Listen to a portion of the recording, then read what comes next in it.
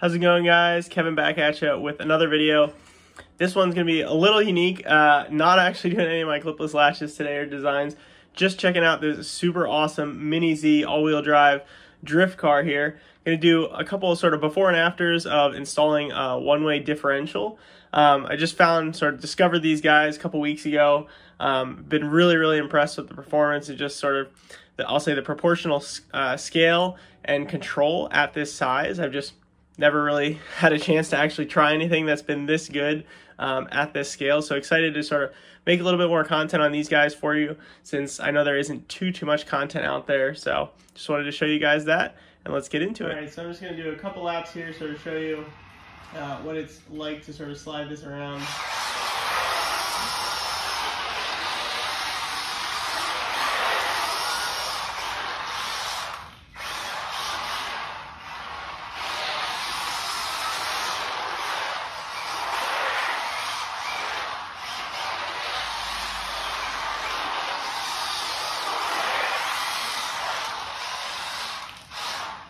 You can see I've got no gyro, still learning a good bit, but this thing is an absolute blast.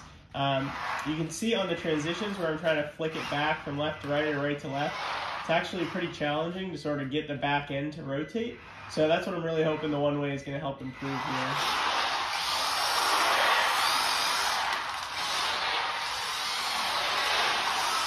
I can just destroy my course. Alright, so let's get the one-way installed and we'll see how it does. Alright, so you take out these two screws. Excuse the printers, they're chugging away printing lots of parts for you guys. But we've got the little clip holder, so you just pop this guy up and then you can slide this rod out, and then that will let us get access to the screw underneath. Do that on the other side, and then you can pop the differential out. So the installation is actually quite simple. So you pull out your old differential, you're going to pull these bigger bearings off of it, and then essentially you're just going to slide these guys onto the little bearings here. A little hard to do one-handed. And then you're going to slide that through. Slide that in place. And yeah, once you slide that through, you should be able to feel that basically these twist, and they only spin one direction. And then you just have to put these 3 bolts into this guy here, and then you're basically done and ready to drop it back in. Alright, so once you have it back in, you can spin these guys on the end and sort of feel how it's working, and then you just pop these guys back in, drop your springs back in. I'm going to actually go to the softer spring setting on the front, give me a little more front end grip, and then put all your screws back together. Alright. Alright, so the change has been made. This is going to make it feel like you're sort of pulling the e-brake when you're initiating a drift. So you do still need to work on the weight transfer when you're sort of going from right to left, because when you hit the brakes, it's basically going to kick out the back end. Just like that.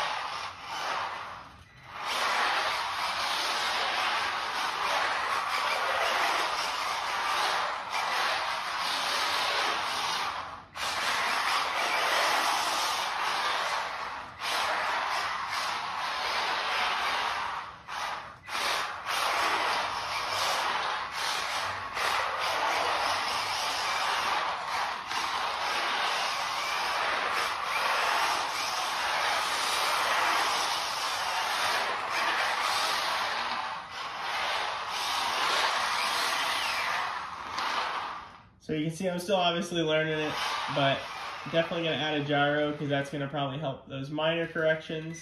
And then additionally, I'm going to probably order up some springs, play with those a little bit. But fundamentally, you can see when I'm going to hit the brakes here, it gets the back end around, so it gives you a lot more flexibility, whereas before it would just sort of plow and understeer. So you can basically sort of do a handbrake turn.